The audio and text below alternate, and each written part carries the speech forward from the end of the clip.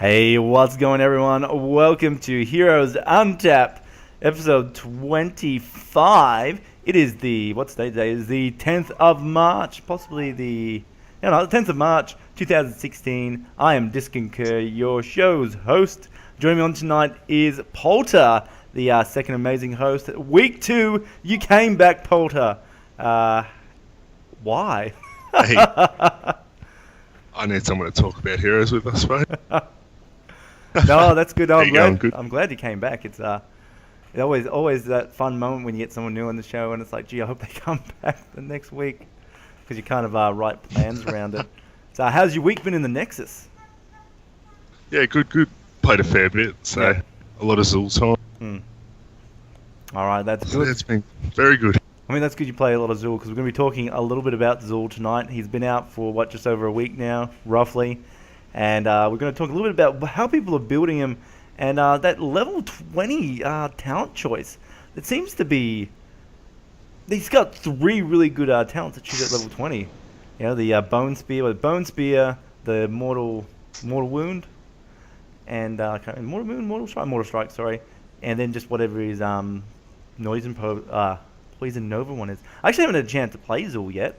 The Division dropped a couple of days ago, a different game, and it's sucking my soul out. Such a good game. Not as good as Heroes, but I get a gun. That's my little bit of a North American side coming out. Alright, moving on. So we got 2 great guests on the show tonight. First guest is GL Phoenix. He's actually a writer for Goshu Gamers, and has done a little bit of shoutcasting for Heroes of the Storm. So I thought I'd get him on tonight, especially since Goshu Gamers, I guess with with joint forces with Blizzard or something, have created a top 20 power rankings list for the global scene at the moment.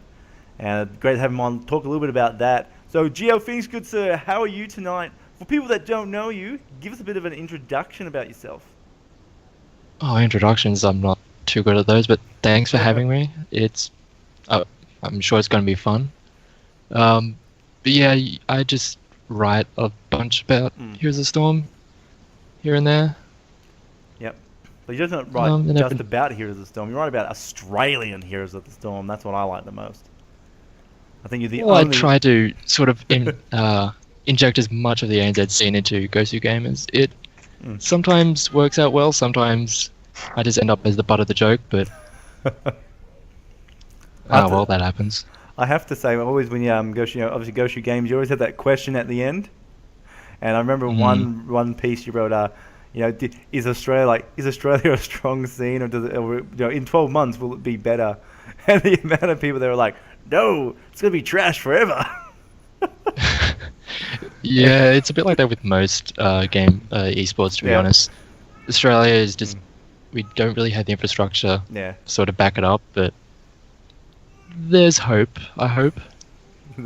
That's at some point down the line we could have something. We're all here because we have hope, aren't we? Yeah, we're all a lot of hope. We want to see us succeed.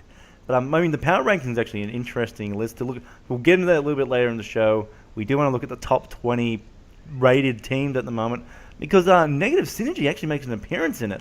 How awesome is that? Love to pick your brains on maybe what the thoughts went into the behind the scenes on that, and just is it valued? Is it fair? Is it a good list? Is it a biased list? I don't know. Maybe someone paid Goshu Gamers to put teams at the top of the list. I can explain that all. All right. I can explain how it all goes. Well, we'll get do you want me to explain now, or do you want to sort of go through introductions still? Do the introduction, because there is one other guest on the show tonight. He is making waves in the ANZ scene at the moment. Come out with a unique approach to a. All right, I don't know how far you're going down, but I'm just going to call you an esports organization. Interesting approach to an esports in Australia, at least for Heroes, and that is a Grumpshot from Onyx Esports. The owner, the man, the one, the boss, Grumpshot. Tell us about yourself, Grumpshot. Introduce yourself as well for people that aren't 100% sure who you are, who Onyx Esports is. I'm Grumpshot. I've been around with Blizzard games for a while. I'm a big fan. a little bit older than a lot of the HOTS players out there, so I've been around since Warcraft 1, Warcraft 2, way back then. Been in Heroes since about Alpha. Got in late in the Alpha, so really enjoyed the game. Then I pretty much stuck around and decided to build this little organisation. Yep. Putting together a small guild and all that we'll talk about, and keep myself really busy in HOTS. Definitely want to talk about that a little bit later as well. It's just that guild. That's the guild concept. That's the interesting thing, and I think that's a lot of people. I think you've had great responses from it. Anyway, we'll talk about that a bit later. We'll get onto the show later on tonight. So we're going to talk about power rankings first. We're going to have a quick, a sad announcement, but maybe a good announcement at the same time. A bit of mixed feelings. Is to talk about the Autumn League Kickstarter that failed to get funded. Tonight we also have, obviously, the discussion with Onyx Esports, and that's why Grumpshot exactly is on the show. Dustin Browder has made some interesting tweets over the last week that I think would be really great just to talk about, if there are good discussion points, and just get a little bit of an idea of where we are at the scene, or what we at least would want to see. Really keen to get you guys in chat involved in that one as well, what your thoughts, opinions are about Dustin's comment, I should say, and what direction you want to go. Man, I think I'm getting a cold. Quite nice. So sinusly blocked up. I'm sure you guys are glad to hear that. Also, we've got the patch notes that came out very recently today. In fact, Tracer's coming to the Nexus, and we've got our 1 week. What's that? Our I forgot what we call it now. 1 week with Zul. Our anniversary with the new hero, the hero you love to play but hate the verse, according to the internet. And finally, we did not actually prep any viewer questions this week, but again, guys in chat, get ready, get some questions pumped out during the show, and we'll answer them at the end of the show, give you an insight onto heroes and all that. All that lovely stuff. Anything you want to ask, go ahead. Ask us about what you think about our Cloud9's recent decision-making thoughts, and we'll make something up. Anyway, let's start. Let's get on to this. So recently, this week, actually yesterday it was, I believe, was when the Heroes of the Storm esports site put up an interesting post in conjunction with Goshu Gamers' Power Ranking Committee, and they've actually made a list of the top 20 global teams currently in amongst all the regions, and where they kind of rank between each other. Now, it's all the normal names are there. There's nothing unexpected, but Negative Synergy, not to say it's not a surprise that they aren't on the list or anything like that, but they've actually come in at rank 15, which I think is a great position for our scene. We're currently sitting above most of the other undeveloped regions as well. Like we're talking about Brazil, places like that, and so it's just really cool to see that. That we got a pretty. It's an average position, right? 15. It's not that good in the top 20. Well, but it's better than. I think. Sorry to cut you off, but I think 15 is pretty good going into this championship because there's several of the teams above them that aren't qualified. Yep. So theoretically, that puts them in a good stead to place well above 15. Yeah, there's an interesting one that there's teams that haven't qualified that Negative Synergy aren't considered to be better than, and you could understand that, right? Because it's not the only tournament in the world. So. That's it. And Negative Synergy is also competing in a more our scene is undeveloped, right? So the competitive area's not as well constructed, or there's not that much great competition. GL Phoenix, how much weight should the HOTS community as a whole, North America, Europe, and Australia and stuff, put on this global rankings list? Well, is it a good this list? ranking list? It's a good basis to start with, I think. Essentially, what we did with these rankings was we took the team rankings that we have on the Gosu Gamers website, which it's just pretty much a number value for each team, and you get points if you win, points you lose points if you lose, and we just took the top 20 teams from that list. The reason why Negative Synergy makes an appearance, and also why teams like Big Gods from Brazil and Renovation from the Philippines, why those teams make lists is because they pretty much swept their own regions, so they were able to accrue enough wins to get enough points to make it onto the theoretically, with the way the system is, you could sit in your own region, and should the matches be like accounted for on the site, you could theoretically just play in your own region and then just shoot your way up to the top. It would take a while, but that's kind of how the system works. And that's also, it can be kind of dodgy when you look at it like that. But also, you also mentioned earlier Zero Gaming being just one below negative synergy, even though they beat Cloud9 earlier this year, who is at number 2. Zero Gaming, looking at their last 3 results, they were losses, and they were back in January. So there's also decay that it takes into account. So a lot of the Chinese teams, they're a little bit lower than what they would have been a month ago, just because we haven't seen them since January. Yeah. And that's pretty much, we're just been going with what we see from these rankings. So it's a place to start with, but there's always room to be skeptical. Yeah. I got a question for you, sorry. Yep. So, with these rankings, when are they dated to start? When did these rankings start coming into play? As in, when was game 1 counted? Or is it an ongoing thing? Is it ever reset? Is it? This will just be, if you go to Gosu Gamers and go to the hot section and just click on rankings, you'll see the top 20 teams, and that is the list that we'll go with every. It's going to be bi-weekly, so every fortnight we will look at the top 20 teams, why are they there, what makes them strong, and sort of thoughts on the team. And now, what sort of games? So, what games do you qualify for to make it onto that list? What do Gosu Gamers need for games to be official and counted? If the team has played a game that is in the system, so if it's part of a known event to the site, known tournament to the site, if the match that they have played is known to the site, then it will be accounted in their ranking. Okay, so anyone running a tournament, even a minor tournament, it's worth making sure that Gosu Gamers are informed of it.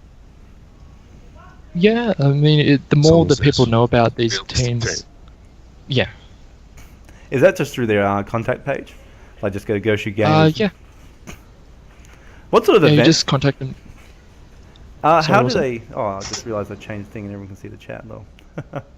Production values. So, just going back to this list for a little, list itself for a little bit, looking negative synergy, level 15, and a link for a lot of these teams that currently haven't made it. So, Renovations, obviously 14, pretty good. The ones that have dropped out, are we going to see an updated list just representing, looking at the 12 teams actually going to Korea? As I said, it's going to be bi-weekly, so yeah, it will be different by the time the next list comes out. Yeah. But we're not going to see from Gosu Gamers are more targeted for Korea, for example. Like, is it going to be targeted for Korea, or is it always going to be the tournament, like just who at the moment is competing the most? Yeah, pretty much. It's just going to be a list of the top 20 teams globally, just regardless of which tournament is going to be upcoming or whatever. Not too easy. There might be a list coming out about that, but yeah. No, we had the boys at Onyx were looking at that list, because I think it's a big long list with a whole heap of teams and everything. Is it an advantage actually having the one team and sticking with the same team? Because I've noticed that there's some teams that are a lot stronger than our team, but they're actually a lot lower on the list. So I don't know if that's just because they're a new team and they haven't actually played enough games yet, or is that because... because a lot of the ANZ teams haven't been accounted for on the site for all that long. Pretty much they've been accounted since the start of this year. So, but most of the teams in the ANZ scene have only existed since the start of the year. Exactly.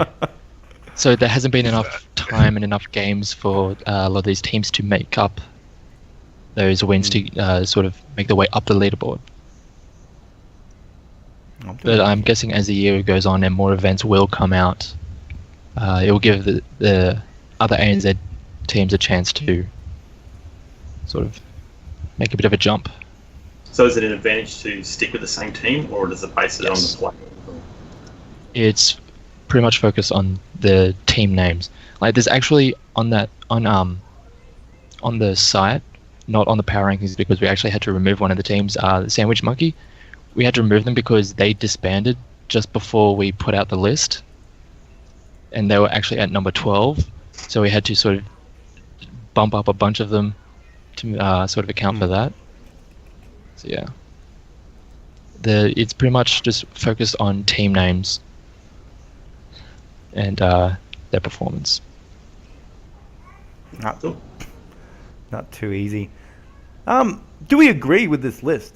Like it's so. Yeah, I'll drop from you for a second. So Polter, Grumpshot, do we agree with this list? And let's just talk about negative synergy because they are in the ANZ team. The show's all ANZ based. Do we agree with it?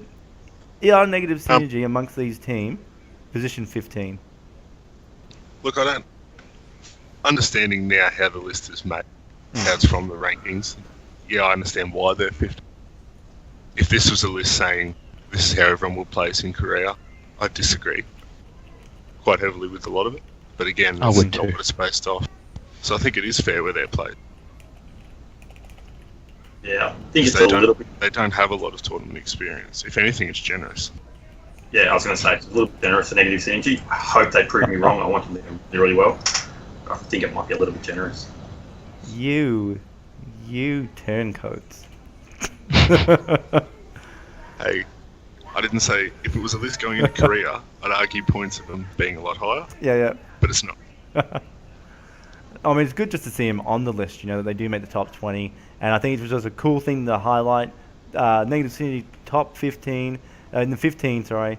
But there are teams that haven't qualified and they're on that list. So it's an interesting take.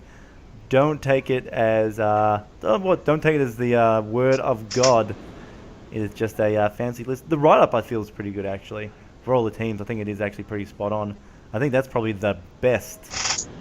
No, they need to go go from everything for them. What was that? I helped with a few of those. Only a few of those. Yeah. Pretty much we all just took a couple of teams each and just wrote a bit on it and sort of went from there. All right, too easy. But yeah. Oh, we'll move on from that point. It was just a very quick, cool thing to highlight. Any teams in the ANZ region coming up, if you want to get featured on that list yourselves, you now know how to. Just compete in the tournaments and try and get, and just make sure those tournaments themselves are getting noticed by Goshu gamers. They should get added onto their list. All right, so moving on, that was the power rankings. All right, next we had a ANZHeroes.com was running an Autumn League Kickstarter, trying to fund a league to take place over the 3 months of the autumn season. And it was going to be a weekly league. Unfortunately, the Kickstarter has failed. It was not funded. Just a note wanted to be put out that anyone that did pledge towards the Kickstarter, no money is actually ever taken from Kickstarter unless it's successful. So no one's lost any money, no one's given any money, and it hasn't been refunded. It's not actually taken until the Kickstarter is funded. However, from the ashes of this Kickstarter, ANZ Heroes will be going back to running monthly events. There won't be one for this month, unfortunately, but there is planned one for next month, sitting around probably about the 10th or 11th of next month, if I've got my times and dates right. Also, coming out from that are community nights. Community gaming nights. ANZ Heroes is focusing every fortnight on a Friday, for the moment, time, day may change, to run casual community events.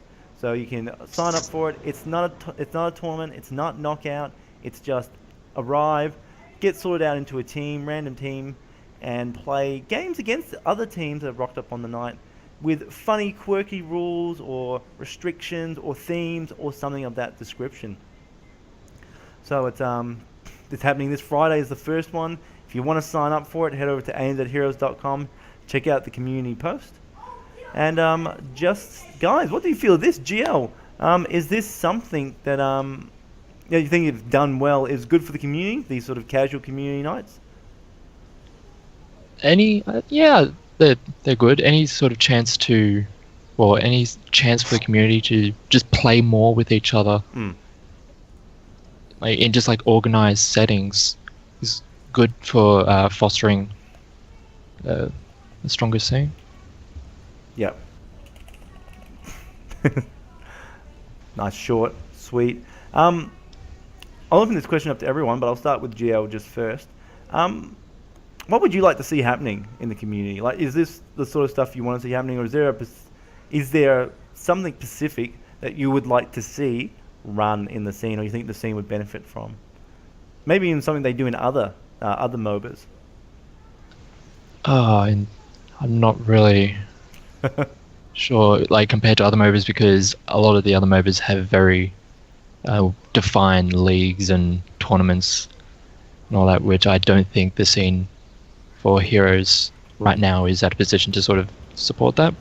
But just as long as there's consistent, reliable events that people can turn up to, it should eventually draw enough interest, as long as it's consistent and reliable.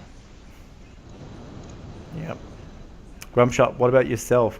I mean, this is kind of an interesting one, because you could almost say, well, you could definitely say your guild, the Onyx Esports Guild, is looking to do similar events like this. But what would you like to see specifically happening in the scene? I guess the breaks that are in between these seasons, I think, could be a little bit long. Like, I think there's going to be too much of a lull in between. We've got the spring season and the summer season. Yep. I'm a little bit worried about that. They're going to have all these tournaments here for everyone to watch, which is great. But to actually play in is going to be, I think it's just going to be too much of a lull. Having little things like this just allows people to log on and constantly be involved. And that's what you want. Otherwise, people just go, well, there's nothing really I want to do. Hero League's driving me up the wall. Yeah. I'll go play Warcraft or whatever other game sort of thing. But if there's a reason they keep coming back every single week, that keeps them in the informed of what's going on around them as well. Right. So I reckon little things are great. All right, so more things like GL, more things get community involved, playing together.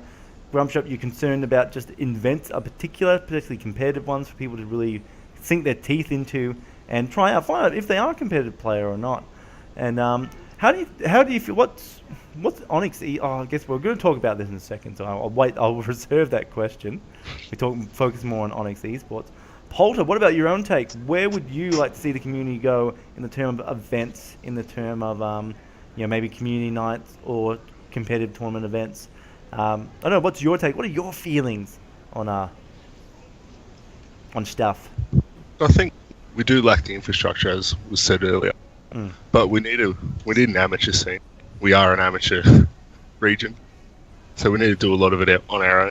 I think Chair League, if you don't know what that is, it's an American amateur league. That's a good basis to work off. I mean, we'll never get something that size. Yeah.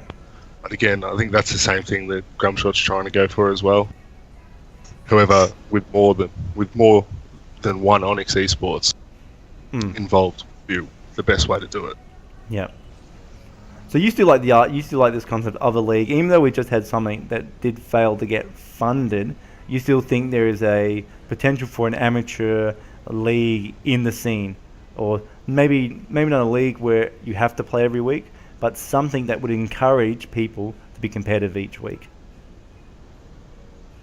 I think there is in the long term, but the community nights are the way to get there at the start, definitely. So we need to start there and work our way up. Yeah. All right. So still a little bit not too easy. Well, that's it. That's all we just want to talk about on the Autumn League. Let people know about community nights that are coming up. There is another Aimed at Heroes tournament happening very early April. What's the month now? March. May. Very early May. There'll be a Heroes Untapped event happening. What am I thinking about? March. April. No, it is April. Sorry, April. Next month. Next month. Very early next month. All right. So that was it. Moving on.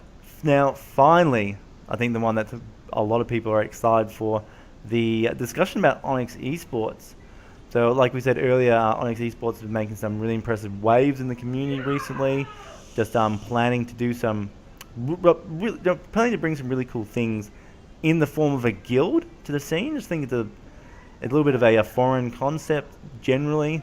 Normally, you see organizations very tight, and we are XL5.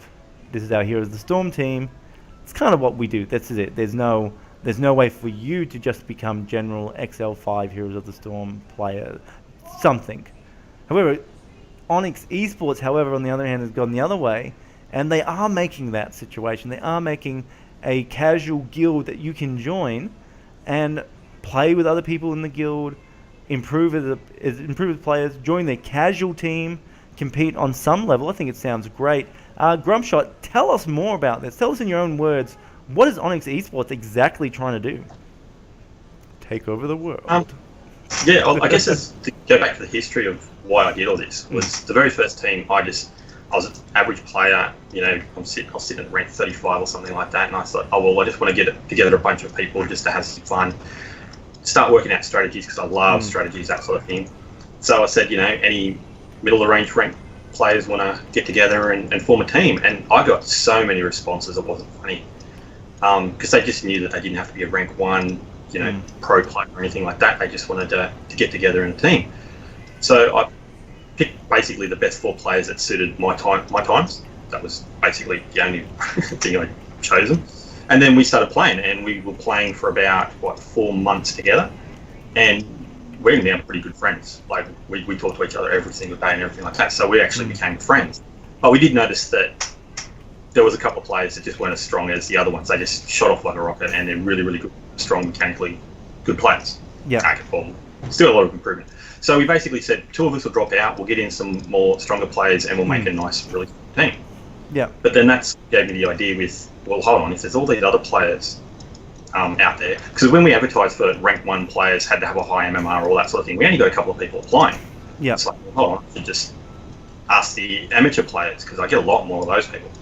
So the aim of the guild was to basically, exactly like a Warcraft guild, that you have a whole bunch of players, and then they have their raid parties. That this is your raiding party sort of thing. But we thought, we'll have several raiding parties, and it's exactly the same concept. It's nothing different than that. So we put the word out on Friday to say, hey, we're looking for players to fill our teams. Yeah. At the moment now we've got 23 people that signed up. So we've got 3 new teams that are just formed. 23 people, and that's not for your competitive team though. That's for your casual team, like the casual teams. I know a couple of the competitive players in there, but me and the other player that pulled out of the main team, we're going to be involved in those, part of the guild and all that sort of stuff too. So we've got 3 new teams that have just been formed. Some people are in the guild that don't want to actually be in a team, but they're just happy to fill in, which is sort of part of the too. If you can't make it to either the scrims or anything like that, there's always people in the guild that say, hey, do you want to just come play? Yeah. So basically the way we're working it is each team has 1 training day, and then we all get together on a Sunday and scrim. Yeah. And on that training day, sometimes the pro players will come along. We'll help you out with the map strategies, that sort of thing, help with some drafting, just to take them to the next level. Some teams may decide to take it a step further and say, okay, this is going really well, let's train more days. Or some teams may say, it's not working, we're going to split up. We've got other players that say, okay, you want to join this team, we'll have another couple of... It's just, we just want flexibility. That's the main thing in the deal, is to be able to have multiple teams with the flexibility that you don't have to make these big commitments. And then if some of these teams work out, then we'll make up a second strong, something like that, and then see where it goes from there. Very experimental, so we don't know exactly where it's going to go. Is there any thoughts to so you've got 3 teams at the moment? Is there any thoughts to try and develop a maybe internal, maybe open to external as well?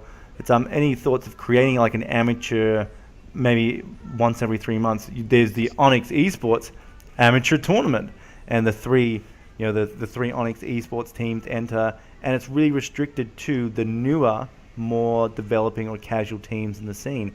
Is there any thoughts about something like that later down the track, or is it really just now focusing on getting people into a competitive environment where they don't have to be stressed about performing, but more concerned about learning and developing? Is that really where the focus is now? That is the focus at the moment. The fears are that there will be personality clashes and all that sort of thing. But that's something we want to instill right at the start, is that, to make sure you're looking at your own play and everything like that before you start going around criticising everyone else's play. So we really want to instill that into the teams, and that's why we've put in some basic rules and everything like that about being respectful to other players, and not keeping and making sure you turn up or let us know if you can't turn up, so that we're not keeping everyone waiting and that sort of thing. So hopefully we can instill a culture that will allow people to just learn and try to be that better than they were the week before. That's where we're aiming for at the moment. But where it ends up, we got no idea. We'll see what happens. All right, really exciting times. GL Phoenix, what's your feelings, or thoughts, or opinion on what Onyx Esports is trying to do? Again, just because of your Goshu Gamers background, has anything like this been done previously in maybe Heroes, other MOBAs, or maybe other games where traditionally guilds don't exist? In terms of like guilds, MOBAs don't really go down that path.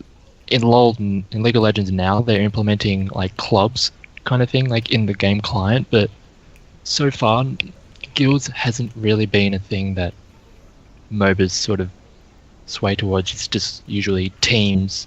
You have your set team, maybe a few subs, and that's about it. But I like this idea of a guild of, instead of just cherry picking a few players from the top to try and get them even further, it's sort of going throughout the middle of the scene and just trying to bring the whole thing up. And I think it's a good way to sort of improve the level of play from underneath, instead of just trying to push it from the top. Definitely. That's something we're hoping is that, these things, the stuff that they learn, they take it to the Hero League and that sort of stuff. They become more competitive, which then pushes other players in the community that aren't in the guild to be more competitive, or have to step up that level to get up those ranks. And then all of a sudden you've got this whole community just pushing each other to be better and better. Yeah. Instead of just having these 2 or 3 teams just bickering at the top without too much progress happening. You can have like a whole scene pushing up. Well, I mean, that's one of the biggest complaints we hear a lot, right? And the ANZ chat, the in-game ANZ chat, trying to, it's sometimes it's a bad place, and it normally comes from frustration from people getting out of games and going, oh my god, everyone just go die. You're all terrible. Why are you playing the game? And you hear that, you see it, and you hear it a lot. Something like this actually has potential if it does grow big enough, or just the spread of general skills and awareness to literally make our scene, to make the matchmaking better.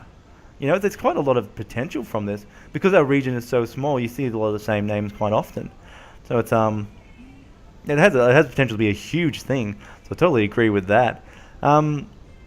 12 months from now, Grumpshot, 12 months from now, where do you see Onyx Esports? Where do you see this 12 months from now? 12 months from now, I'd actually like to expand into Overwatch as well. Yep. To have a similar sort of thing. The guild is just one big sort of organic thing that grows, that people can say, hey, I'm looking for an Overwatch game, or hey, I'm looking for a HOTS game. So that's still the one guild for several different esports. I'd like multiple teams. Like to have coaches that come in and actually work with those teams constantly. So that's where I'm aiming for in the future, is that there's good quality skilled players that are constantly teaching the other players how to be that little bit better. I'd love to get some really basic stuff through YouTube, get some videos and that sort of thing.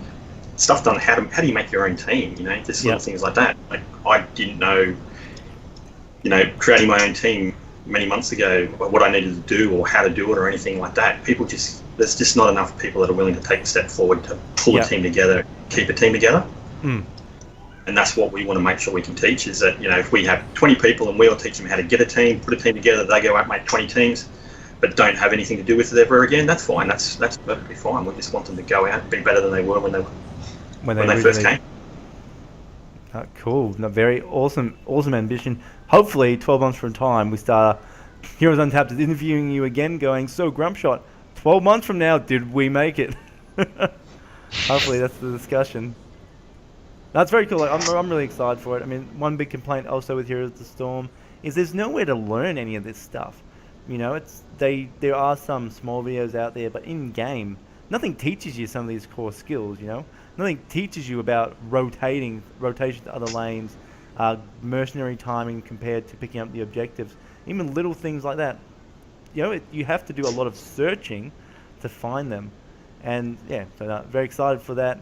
That is just where can actually before we move on, where can people get involved with Onyx Esports if they're interested in joining, checking it out, and just getting some information for themselves? Yeah, just go to onyx.gg. There's a little tab up there. Click on Guild. Gives you all the information on. Gives you the rules, how to sign up, everything like that. It's pretty straightforward. It's not complicated. You don't have to jump through many hoops. It's just got to follow a few basic rules, just so we make sure we keep everything civil. Awesome. All right, moving on. That was just talking with Grumshot about Onyx Esports. If you're just tuning in, we're moving on to our next section. We've got what I like to call my food for thought, Dustin Browder's tweets of the week. Oh, I love these. Pretty much every week in the Ghosty Gamers chat, we're always like, so Dustin's going on one of those sprees again where he just pretty much replies to the majority of the comments that he gets. And it's good material to work with. Well, sometimes it's very revealing, sometimes it's a little bit confusing, but it's all interesting. I like the so the three things I pulled out this week's, it's less about the way he said, because sometimes he says stuff in an hilarious light, you know, puts on the Abatha tone, and it's great to read. But it's more interesting in their current train of thought and where they want to go with Heroes of the Storm. And so the first thing I want to point out, Justin this week commented that they're thinking about adding a Hero League requirement to Heroes. You can't go into Hero League unless you are level... This is maybe their plans. They're thinking level 5. You can't play Hero League with a hero unless you have it at least at level 5. This is not in effect, I should say, guys. This is not in effect. This is a tweet by Dustin thinking about it. What are your guys' thoughts on that? You can't play a hero until they're level 5 in Hero League. That's a good in principle. Yeah, but in theory, again, it's a good idea. For a main account, it's excellent. Yeah. For a second account, it's just going to annoy people. If that's a priority, then they've got to look at themselves. Yeah. Well, I don't know. It's not a bad idea. I don't know if it's a priority, if they're going to but be it's a thought process. Like, it's just something that they are considering. If they would not do it because it would be interrupting Smurf accounts, I'm not sure that'd be a consideration that would... It's not really a viable. Yeah. It's like, oh, we would do this thing that could really help improve the quality of the games, but it might impact the people who make those Smurf trolls accounts. that destroy everyone. Yeah, we don't want to hurt them. Those people who is like, oh, I actually have a main account that's rank 1 and all that. But a lot of those troll accounts, right? A lot of them, are they playing Hero League or are they more playing Quick Match with groups of 5? Because Hero League's quite restrictive at the moment that you can only dual queue. So that's not. I feel again it really wouldn't be a consideration. But I don't know. Is it a fair thing? In level 5, have you guys ever gone into Hero League with a hero below level 5? Of course not. Everyone's like, nope. I'm not going to incriminate myself. I'm sure I would have. I have. I've gone to Hero League. I might have. I do it all the time. It might have been like 3 or 4, but... Probably Rain. I would have played one training game. Don't need to press any button. Hero League. Yeah, Rain is the kind of hero where you could be level 1 and still know what you're doing with them. But that's what I I mean. There's some heroes that... No, not some heroes, but you can play a hero and be quite effective with it without having to actually be level 5 with it. So there's some heroes I feel are very specialized, like Diablo. You've got to have a bit of experience with him. He's heroic. Okay, there's the Apocalypse, very hard to time, and Lightning Breath, you can't move while using it, so there's a potential to get caught out. So some heroes I can understand, but generally speaking, most heroes, as long as you're a competent player, you can play those in Hero League prior to like a level 5 restriction. And even level 5 itself's not that much of a requirement, but if you go beyond that, is it then being too tedious? Are you locking too many people out of Hero League? Because now you need Well- 15 heroes, 15 heroes including free rotations or something. Plus they now have to be at a higher level as well. Have to be at a particular level. At least it's a limit. I think it is good. Mm. Level 5's not hard to get. I think if you got a Stim pack, it's 3 games. Yeah. So people can do that quite easily. At least it's some familiarity. Jeez, tongue-tied, sorry. With the character before you step into a ranked environment. It assumes a base knowledge of a character. Mhm. Like if you've made it to level 5 of the character, it assumes that you have at least a base knowledge of what the hero does, which is more than what you can say for some people who go in with like a Zeratul and think they're Yeah. I don't know whoever they think they are and not have much idea of the hero. But yeah, it just allows people to assume that okay, they have at least some experience with the hero. Mm. I don't think they'll implement it. There'll be too much of a backlash. Yeah, it's an interesting thing, and I know what they're trying to alleviate, but I feel it's a I don't know, I don't feel it achieves anything, especially when you have good players. Like if you've got 3 heroes or 4 heroes that are all level, say level 10, maybe even level 20, you probably know how the game works. You know, you probably could pick up that Reyna that you've never, I shouldn't say never played before. You can pick up that Reyna that, okay, you're level 4 with it, or you're even level 3, but you still know how to play. You played other assassins before, but you know, it's I feel that's just my take on it. I don't like it. I really don't like it. I think it depends on how serious some people take Hero League. If you are going to take it as serious as it should be, then I think it's a fair call. But if you're going to take it as serious as Blizzard do with their matchmaking ability, then go nuts, play them level 1. Yeah. All right, that is the first tweet coming out from Dustin. Second one.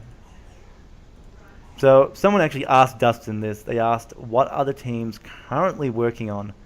And I wish he told us if this was the order or if this was just a generic list he threw out. So Dustin replied their team is currently working on bans for Hero League, updates to the rank system, a season role, heroes, battlegrounds, arenas, optimizations, death recaps, and lots more. Cool list. I like most of the stuff in the list, but I don't know what order. Plus, there seems to be a lot in this list. Maybe you guys should be focusing on some stuff. I don't know. What do you guys? So bans, updates to the ranked season role, heroes. I guess we'll just throw out the heroes right there. Of course, they're making new heroes. They're making new battlegrounds. Arenas, whenever that's going to come. Let's look at the first one. Bans, updates to the rank system, and season role. Those 3, I think, are probably the most important. Yeah. Definitely.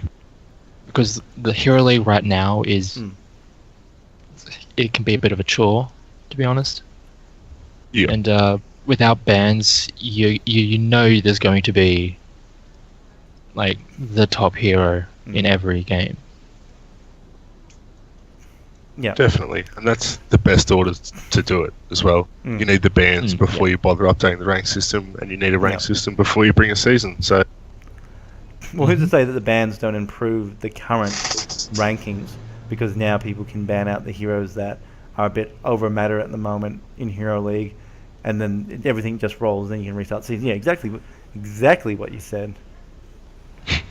I think bans would be good too. There's twofold. It's not only the really powerful heroes that you can ban, but those really weak heroes that everyone keeps trying to pick. And it's just like, You mean like just ban Nova? it, they won't come back.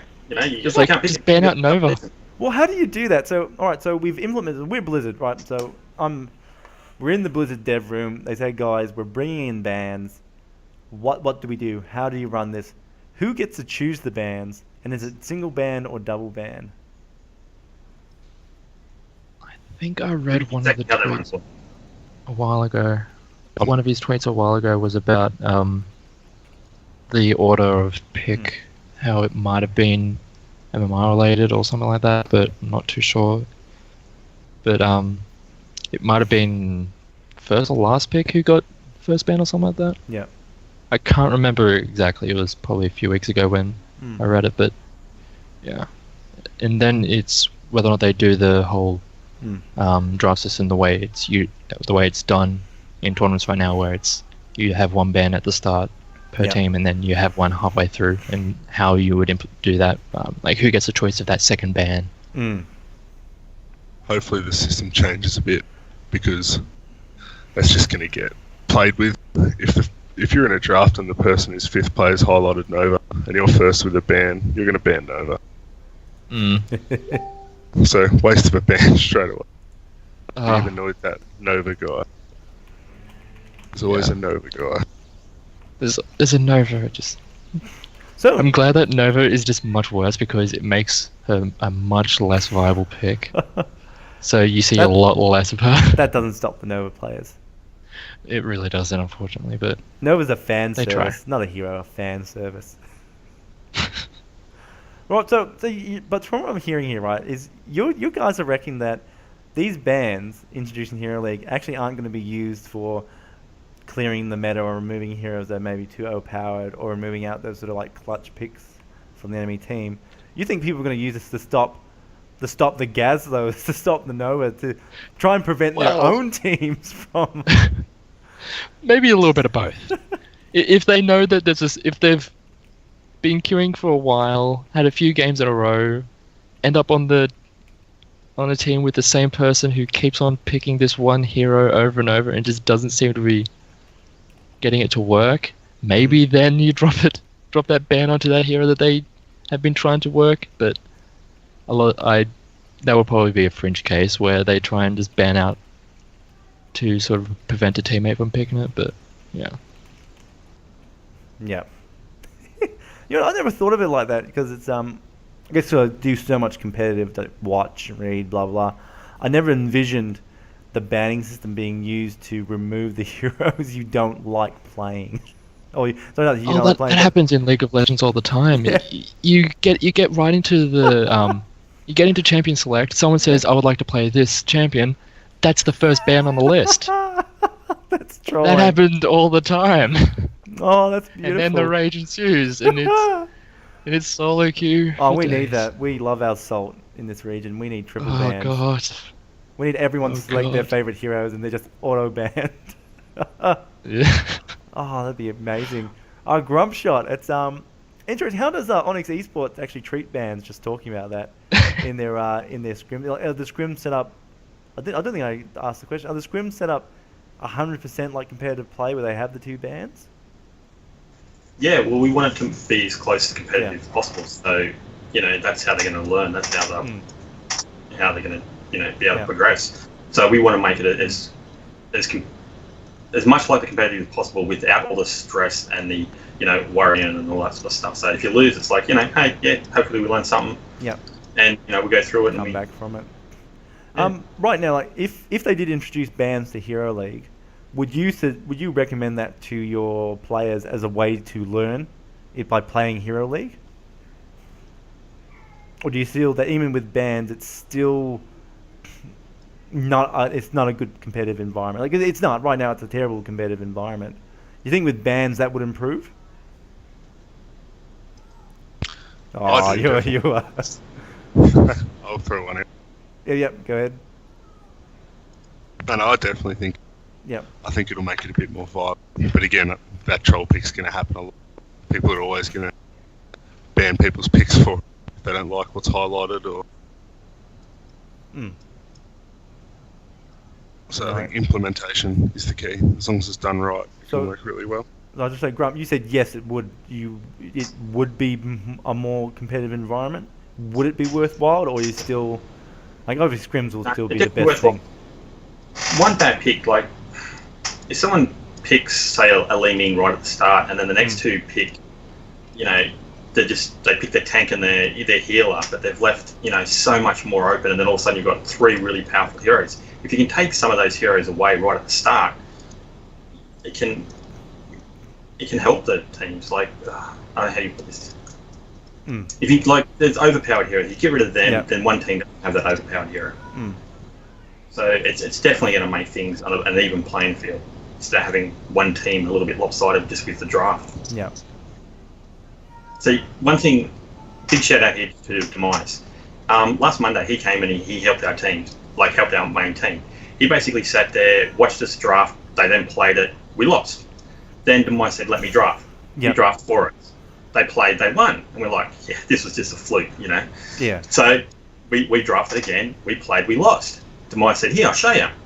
He drafted for us. We won. It's like, okay, the draft makes a big difference in whether you can win or lose. And having those bands in it just makes it a little bit more competitive and hopefully even stuff. Well, probably bring allowing people. that, draft strategy is good. Oh, sorry, I was just going to say that allowing for draft strategy and allowing to sort of switch a focus of a team halfway through a draft with those bans can be really helpful. Right now, it's just pick what's strongest and available at the time. Pick the meta. If you pick against the meta, you get flamed a little bit. Bans allow things to be a little bit more flexible, or it forces players to be a little bit more flexible with draft strategy. That's right. So we talked a lot about bans. Just quickly looking at the two other sort of things. So the update to the ranked system and the season roll. We'll combine this into the same discussion. What do you think they could do to the rank system? Throw out this concept of rank and put everyone into a division, similar to what StarCraft 2 does. What StarCraft 2 does, what Hotslog rates people based off. What do you think? Just throw it all out. MMR, just show us the number. Just show us our numbers. Well, how do you think they could update that? And I guess the season, and also season roll needs to happen? Season roll definitely needs to happen, but I'll gladly wait if it means everything else is going to be right for when it happens. What about the ranked system? How can they improve that? What's the problem with the rank system right now? Or your perceived issue with it? Personally, I don't understand it. I've read a bit about it, and I don't really want to comment on it because I don't understand anything. I know it's broken because everyone else says it's broken. What percentage of the player base is at rank 1 now? I don't know the percentage, but it's huge. The amount of players in between the very bottom of rank 1 and the top 200, I gather is quite huge. Like the gap between those is quite huge, and so you could have like the top and bottom of rank 1, the skill gap between them. It's just you can't really determine that looking at the system. All you see is, oh, you're rank 1, okay, you're okay to go together. Yeah.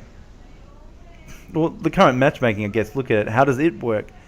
It looks at the MMR value, doesn't it? It doesn't go, oh, you're rank 5, you got to fight this other rank 5. It goes, here's your MMR, here's your opponent's MMR. We roughly try to match them up. So they've even, your matchmaking system doesn't use rank. The only thing using rank is the display the rank in your border feature. The thing that people see. Yeah. Nothing else is actually referencing that. It's except how people perceive you in the game. That's it. It's all it affects. So maybe throw out the ranks and just show us what the MMR is value, or give us divisions. League of Legends uses divisions, right? It uses the color, the metals to determine where people stand. Hotslog does it. StarCraft does it. I mean, it could easily be implemented in Heroes of the Storm, and I guess it would be better because then people could be grouped. I'm not a rank 1. I'm an MMR 3000 Diamond League or something like that. I know roughly where I stand in my peers, as opposed to being ranked 1 to 5 now, going far out. I don't know where. I'm rank 1. Robodoba's rank 1. We're not the same. We definitely don't have the same skill level. What's the?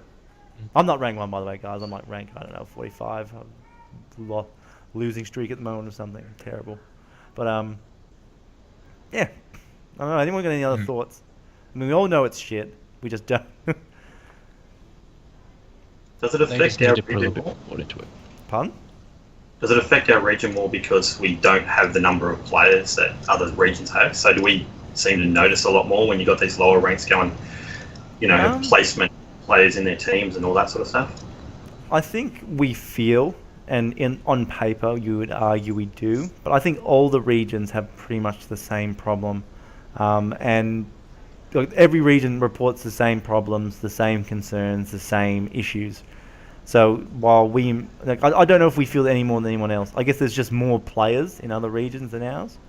So it's not the same rank 1 murdering you each time.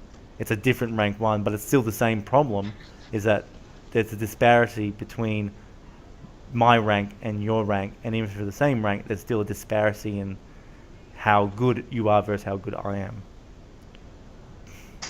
But yeah, people would probably say it's worse in the ANZ region. The population doesn't help. I can guarantee you that. Alright, so that was the second tweet from Dustin. And just the last one, I just want to read it because it was a great tweet. It's a very salty player, obviously.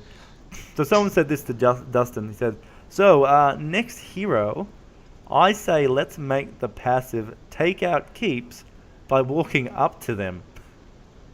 Fits with the power creep of new heroes. And Dustin reported back saying, sorry if he came out too strong. They're trying to make heroes more often than not stronger than weaker on release. Because obviously no one wants to play a weak hero. No one wants to buy a weak hero. So there's obviously a little bit of finance and budgeting there. Do you agree, Zul, is he too strong? Is he overpowered? Is there a power creep in the game? Or is it just new hero mentality? He is strong. I love him. He's I don't strong, think he's yes. overpowered. He's probably just understood. He's probably overpowered, let's be honest. But he's understood, Yeah. as all heroes are on release. He's And very Just give will it come like in about a time. month. He's very viable in the current meta, right? We had this little bit of a melee. We almost had melee coming back into the scene. Almost auto attack characters definitely big choices now, and he's just very effective against that current meta.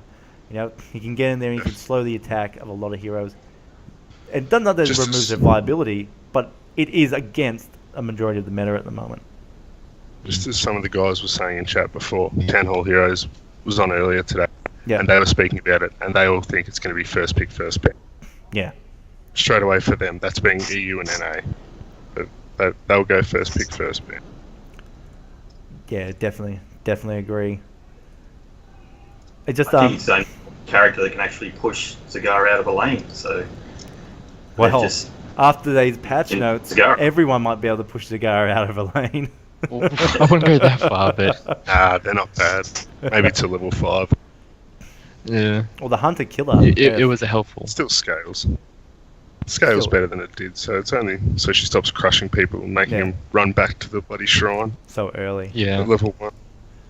But that's where a lot of her That's effectiveness so I find with frustrating. Zagara is that she can bully people so early in the game and deny them experience. But we'll talk about that more in the patch notes coming up right now, in fact. So moving on, Oh. patch notes. So this so Zagara. Zagara has been nerfed. This will be the last segment for the night. We do have some other things we wanted to talk about. Unfortunately, it's a lot of stuff to talk about this week. It's been a good week. So the conversation about Tracer we'll hold off to next week, and we're going to talk a little bit more about Zul. We might push that back a week as well, and plus, will give me a chance to play the character much more in depthly, so deeply, so I can understand it a bit better than relying on you guys to teach me through them. So anyway, moving on to the patch notes. Okay. Any moment now. Apply the scene The- change. Big ones were Artanis. Yeah, Artanis is the biggest one, definitely. All right, Yeah. so here we A few are. other nerfs around the board. So it's a balance update, so they just focused on heroes and a couple of little, I think, small glitches. Nothing worth of note in there. But the heroes themselves, we see Falstad getting a little bit of love on his talent diversity. So we won't go through specifically on every single. We'll go through every single hero, but we're not going to read out what's changed with them. Just talk generally over what's happened with him. And so we see with Falstad, he's he's Gathering Storm, Boomerang, charged up. They're trying to. I feel they're trying to push Mage They're Falstad. Trying to bring back the Mage. mage. They're trying to bring That's mage not gonna Falstad happen. back. Nah. Secret weapon is too good. It's not going to happen. Well, so they've upped his let's call them the mage abilities, the mage build. Zul's on the scene to slow down his auto attack, and It's like, hey, we have all these things pushing you towards Yeah. not wanting to auto attack. Do you please- want to go that path? It's like, no, we'll stay. We'll stay. Thank Yeah. you. You sure Well, you don't want to be a mage like- like Falstad? No, if I wanted to be a mage, I would be Jaina. I'd- I would be Li-Ming. I'd be picking a KT. mage. Yeah. As long as you don't We touch pick it in the half. secret weapon, I'll Yeah. stay. Mm. I mean, again, they know they're going to get so much backlash, right? If they touch that secret weapon in any way, shape, or form, bam. He's totally in a good spot. Well, they even said that in the developer comments that they like where he Yeah. is and they don't want to move him there. Because he's not overpowered. It's not like he can fly in and 1v5 people. They're just trying to give him a bit more talent diversity. I'm interested with Yeah. the Thunder Strikes. I wonder if that will actually, again, more diversity as opposed to just, we might see it combined with the auto attack build. Maybe. I don't know. I'm not quite sure. More whether- hybridy kind Yeah. of builds. Maybe people experimenting with some hybrids. But Yeah, that would be a more interesting thing I see than the Mage Falstad. But yeah, they're definitely doing something. Grumpshot, what's your take on just the change to Falstad? I don't think it'll change him much. Yeah. I'm surprised they didn't just increase the guts, just increase the cooldown of the fraction, because it's always picked. So I don't know if they can keep buffing the other, what is it, shock and aura, or what's it called? You know, their blast. They've been buffing that like bit by bit over the past. I really need to just Few add months. cooldown to cast. It's like, come on, keep. We want you to pick this. We want you to pick this. We want you to pick They this. want It's like, no, we want to gust The- people away. The I trouble, don't care how long it takes for us to do it again. We just want to keep on doing it. Well, that's the trouble is they've got to do something drastic. If they don't want Mighty Gust to be taken, they have to do something drastic to it. But the trouble with Mighty Gust is that it does no damage, so it is so hard for them to touch. You can't sniff the Mighty Gust coming out of Falstad without the scene going up in arms, because it literally does no damage. You got nothing to count to balance it with. It pushes people back a set distance. Wow, on paper that sounds boring as hell. Yeah, well, hell's probably an exciting place, very hot, I hear. But YouTube it and then tell me it's boring. yeah, Yeah. but Boss Steve. well, it's just it makes plays. It's so powerful, but it can't be. They've got no ground on it. You can't do anything to it. Increase the There's only so cooldown. far you can Yeah. increase the cooldown before it's just It's it's just stupid. not even a thing. Yeah. Well, could you imagine if Mighty Gust had a 2-minute cooldown? 2-minute cooldown on an ability that pushes people away. No damage. The slight increase would be okay. Yeah. 90 seconds. I don't think it'll change much. Nah, it's hybrid might be experimenting with hybrid builds, but Hybrid's probably as far as you get, but yeah. all right. So that was Falstad Greymane. His Gilnean cocktail build's gone. Is it the end of Greymane? Nah, he won't change it, I think. Now, you think people will people still build go the cocktail build? Because it's the safest way to play Greymane right now. It's the You're forced well, into Incendiary Elixir at level 7. yeah. In my opinion, like, you're stuck with it. You need it. So therefore, you might as well go the whole cocktail build. Yeah. It's still going to be the best because it's still got insane poke. Hmm. Just means your basic attack's better, which further feeds a level 20 human Yep. basic attack time. Well, that's it. It's the cocktail does a little bit less damage, but he himself's doing more, so he's still got that poke.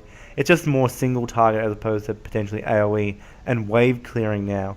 Do you think it's enough damage reduction to the cocktail to make it not that effective against waves? I mean, it's only a 10% damage reduction, so it's not huge. Oh, that's a primary target, sorry.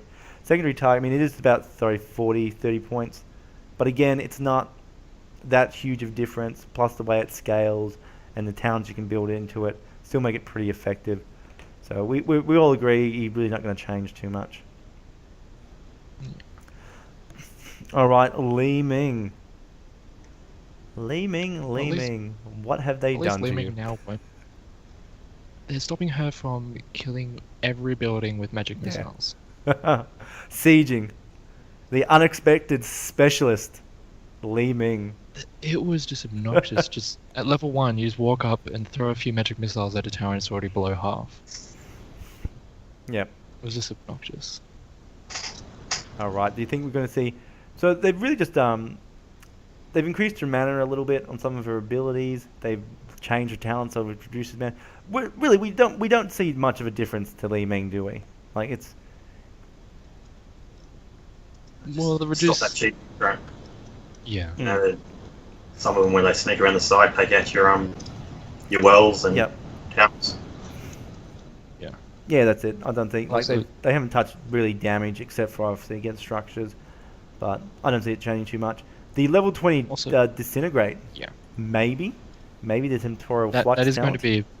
that's going to be a good, like, and Yeah. that's a really necessary one because, as it says in developer comments, how often she can have that disintegration or disintegrate up, the amount of slow that it gave, it was just way too oppressive. Mm. I Yeah, agree. well, you I get think caught it's in it. perfect. You get caught in a corridor, and Li-Ming wrecked you. Yeah. As long as she's getting takedown and keeps chaining the disintegrate. Yeah. I think 40% is fair. It's still gonna hurt. Well, it's still half your It's not speed. Russia. It's just less than half your speed gone, so you're still gonna feel slow. You're going to feel it, but you're not going to be all of a sudden you have to turn and fight, or else you're just gonna. Yeah, you can potentially have the option to get away. Maybe we'll Yeah. see how it's used in play.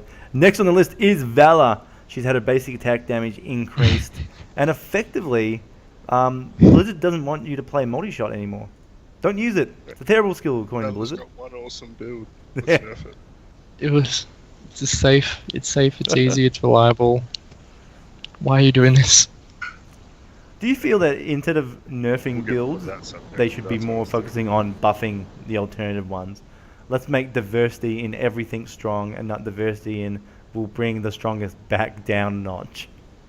I get they're trying to bring everything to the same level, but they're going the wrong way. I mean, you've got to bring heroes up to the current Yeah. meta heroes. So Yeah. bringing the multi-shot down in principle is great because all of Earth builds in theory should align, but they're Yeah. going to align a tier below everyone else. But granted, they have increased a lot of her damage. They've increased her damage though with base attack, and her other talents have actually, like the ones that are focused around auto attack, they're also more damaged now as well. So they have improved the auto attack. It's not just they've gone, all right, nerf multi-shot, done and dusted, let's go home. They've actually looked at other ones and gone, let's increase those. Do you think this will just see Valor leave competitive play, standard play, or do you think we'll just see the shift in new talents, or is multi-shot You don't still here to see much stay? of her anyway. At the moment, you don't see a lot of her, but Yeah. I think if you're going to play an auto attacker rather, might as well play Raynor over Valor. Yeah. Yes, Valor's got an escape and it might be better now, but I'd still prefer Raynor. She's not as safe. Yeah. Like, even though she does have the vault to kind of get out, she doesn't feel as safe when you're trying to get that damage down. Reyna can He's got the range. play an auto attack build much Yeah. better. He plays an auto attack build much better than what Valor can do. All right, so still a little bit out on the verdict. We'll see what comes in the next several weeks. Moving on to Specialist Abathar. I'm just going to point out, I don't think we'll see much change in Abathar, but I love the developer comment. This is the best one ever. Developer comment. It's extremely difficult bartering with a space slug. Abathar refuses to allow us to nerf, struck out, devolve him without also buffing, struck out, evolving him. In exchange for lowering the overbearing slow amount and duration of vile nests, he has gladly accepted a baseline increase to his carapace shielding. Alright, thoughts on this one? I don't think the change to vile nest really is that drastic. It's so small in numbers that he's still, the damage has not gone. The damage is still there, just the slow in duration. What about this carapace increase, however? That seems pretty good, actually. That's like 13 points extra plus with scaling. That's wanting Illidan and Abathur comps to come back. Yeah, that's what I'm thinking. Even though we've got Zul here to stop your auto attack comps, Yeah. Abathur. Put Zola to that. I don't know. I don't know what your just very quick thoughts on this one. I don't think much has changed, but is this just number crunching? The Vile Nest was needed. Yeah. Vile Nest builds OP, so that was It needed. was That's a good change. obnoxious. The Carapace one, I don't think it'll do much. It really hasn't changed the Vile Nest build at all, or the Toxic Nest. It's still Still helps. It's That still- 1 it's second just- less of being slowed Yeah. when you're running around the whole map. Yeah. It'll make my day a bit better in some games. Yeah, very few times I see it used to catch an opponent. It's the damage to kill them, to initially kill them. Maybe we'll see less Lapitha videos online. Well, it just Hopefully not. means that not as many rotations will be snuffed out by really long slows. Yeah. No, Because fair that's a lot of the time what happens is teams are trying to rotate from one lane to the next, and all of a sudden, one well-placed mine will slow the whole team for 4 seconds. Mm. All of a sudden, there's no point in them even going there because they're just the other team's already made it. Mm.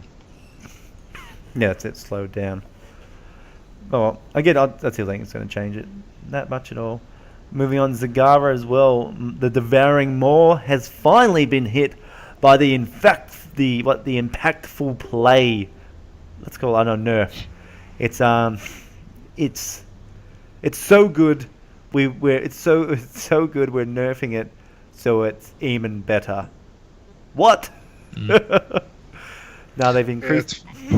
No, I just find it funny. Like, we want it to be more impactful, so we've increased the cooldown. It's like, wait a second. If you want it to be more impactful, you should decrease You want it to be so used at choice times. Yeah, it should be able to use 3 times in the natural one. That's impactful. This slows down the game. But the interesting one is the Hunter Killers actually had a little bit of a health change. Do you think that's really going to do anything? I mean, you can kill the Hunter Killers Yes. faster, but the damage, like, they still doing the same amount of damage. Definitely. In the early game, Means that it'll prevent a lot of poke. Yeah. Sorry, go. I was just gonna say that level 1 Hunter Killer, you instantly win the lane 1v1. Mm. You put it on them and it's too hard to kill. It was too hard to initially kill that level 1 Hydralisk, and you lost too much health trying to deal with it, unless you already had an innate heal or something like that to actually stick in the lane. But now being able to deal with it is going to be much easier, and therefore you can end up trading back at the same time or something like that. It allows you to stick in the lane. Well, like I said, the damage hasn't decreased, so it just gives you a better option to kill it because the health is reduced. Is that not still the problematic that you're now trying to focus this Hunter Killer, but Zagara can still sit there and still poke you pretty effectively at early game? Like, is it really going to have that much of an impact? I think it Guess will. you get I think choice it will now. prevent them running behind the gate. So Yeah. You had the choice whether to kill it or run. Now, before you just had to run. Alright, so just giving you options in lane against it. So that's a pretty good way of seeing it. Alright, that was Zagara. Karazim! He heals more. His base kit heals more now. And the Echo talent just doesn't heal as much. I don't know, does anyone really want to Good talk about change. that? it's a very good change. I guess Alright, overall his healing's not really going to change that much. Just the second round Now of we healing. can get cleanse. Yeah. Echo of Heaven Yeah, you was can take cleanse at compulsory cleanse level in. 7 talent. Yeah. So it's actually a very big change. Alright, so So it opens cleanse. Is another cleanse healer that's totally viable now. yep. Alright, so opened up his Yeah, play a we've lot always more. had to take the second wave. But now you've got the choice. Yep. Yeah. Alright, cool, very cool. I always forgot about that. And then, yeah, cleanse is on the same tier, level 7, isn't it? Mm-hmm. Yep. He also heals a lot more from between 1 to 7, so it's a bit Yeah. more of an effective healer. Early game, he can sort of Definitely. come up against those Uthers. Alright, now moving on to Karazim. From Karazim. Now this is the one that I think's caused the most outrage. Is the I gotta check the comment, make sure. Sorry. They call them buffs, sorry. So, Artanis has received a round of buffs, according to the Blizzard development team. And there's a lot of stuff in here which is pretty good. But the biggest thing is that Twin Blades, the triple strike talent now has a larger cooldown. It's only increased by 1 second, so it's not huge. But my god, is this making people salty in Heroes of the Storm at the moment. Everyone is like, there's no reason why you would not take triple tap. And you have to take it. There's no choice, you have to take it. And now you've made it worse for us. We have to pick it, and now it's a little bit worse. All these other buffs you've given us are meaningless, effectively, is what people are saying. Do you guys agree with that? Are these meaningless? I think it's a very changes? knee-jerk reaction. Yeah. Well, it's very easy to look at something and go, it's increased, it's bad now.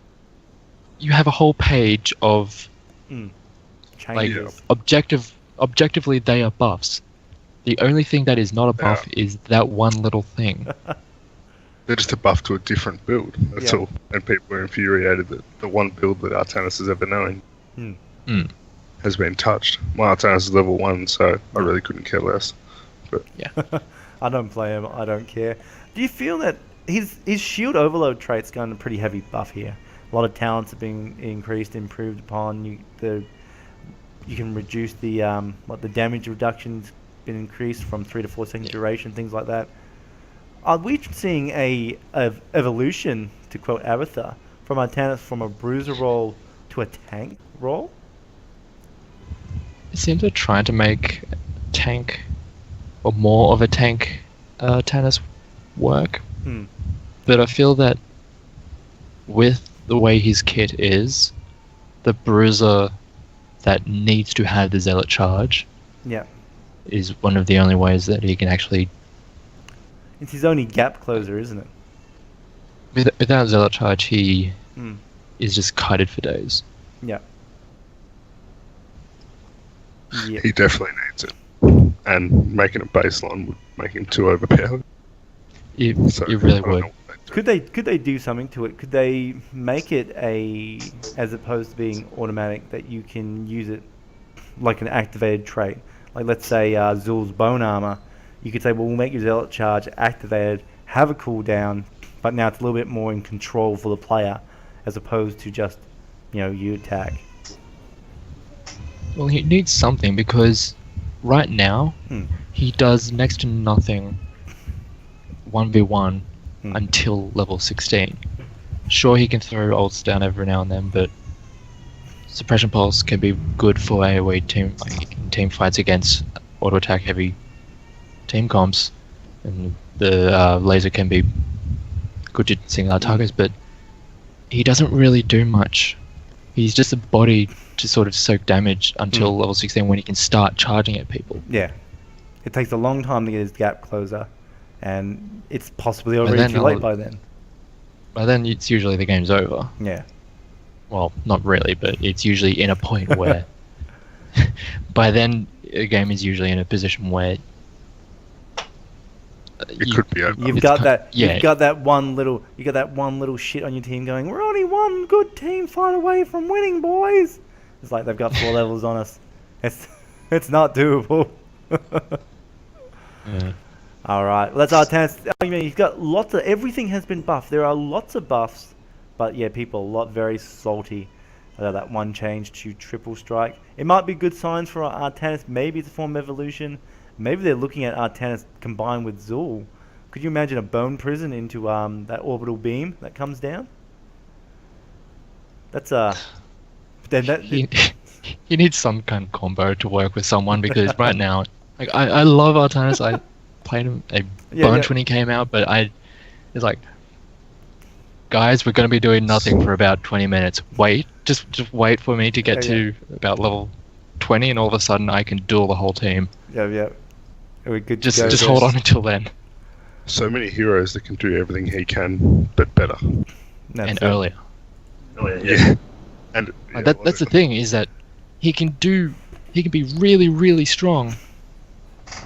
But heroes like Sonya can do that much earlier. And it's funny actually, just bringing up Sonya, because she's the next hero in the list, the final one on the list that receives some changes. And Grumpshot, we haven't heard a lot from you just talking about these heroes, so I'll get you to be the first commenter on this one. Wrath of the Berserker. Its cooldown has increased from 45 seconds to 60 seconds, the only thing they've changed on her. And they've done this to make her a higher skill cap hero. I'm a support player, so a lot of the supports never really got changed, so these patch notes are not resonating with me. So, but from what I've heard, I don't think it'll change it too much. Yeah. You can nearly almost keep it up 100% of the time anyway. So it's 50% of the time it's still going to be a great heroic.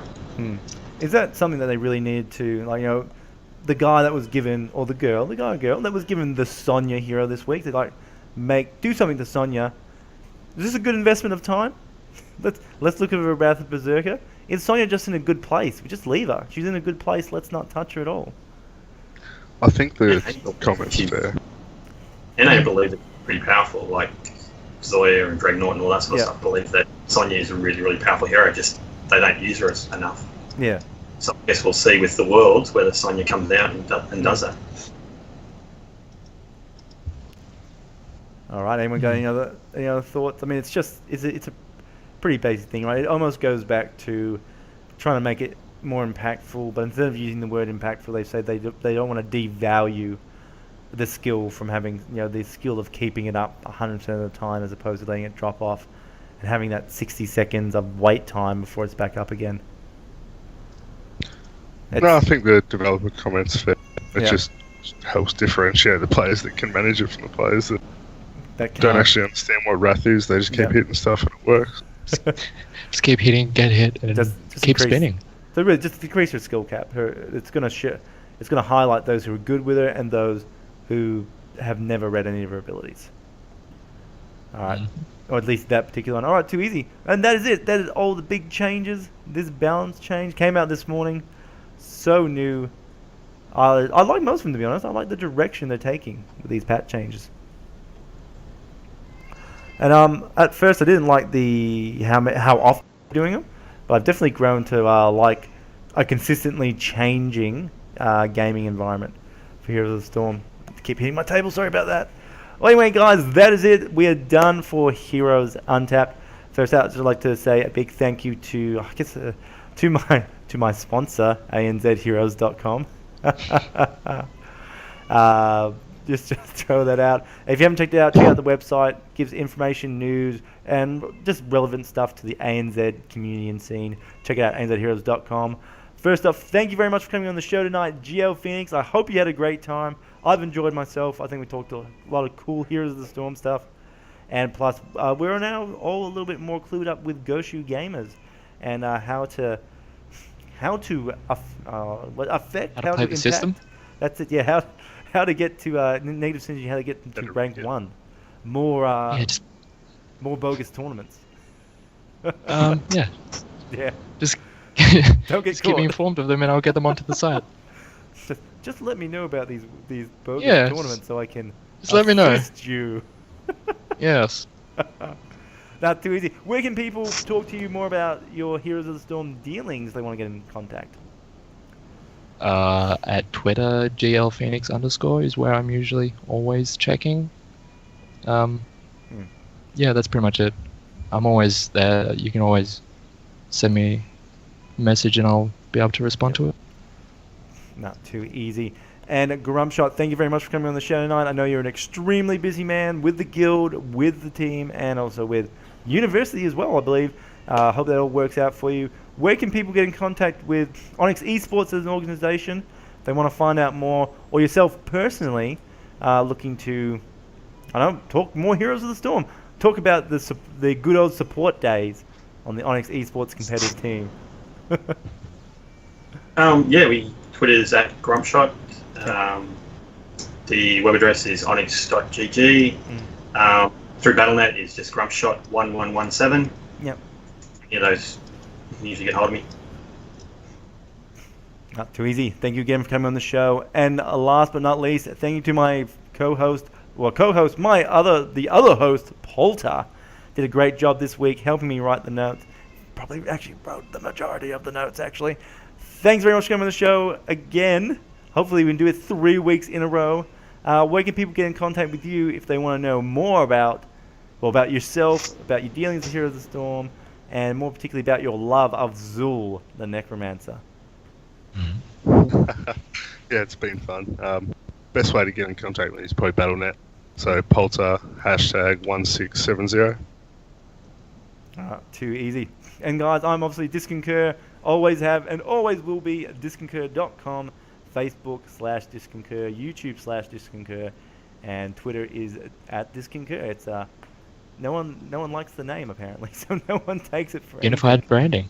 It is, except for the PlayStation Network. Someone else actually has Disconcur. I will find you. You're out there, I know it. Anyway, guys, thanks very much for watching Heroes Untapped. Play safe, be smart, and don't get too salty in the Nexus. We'll catch you guys next week.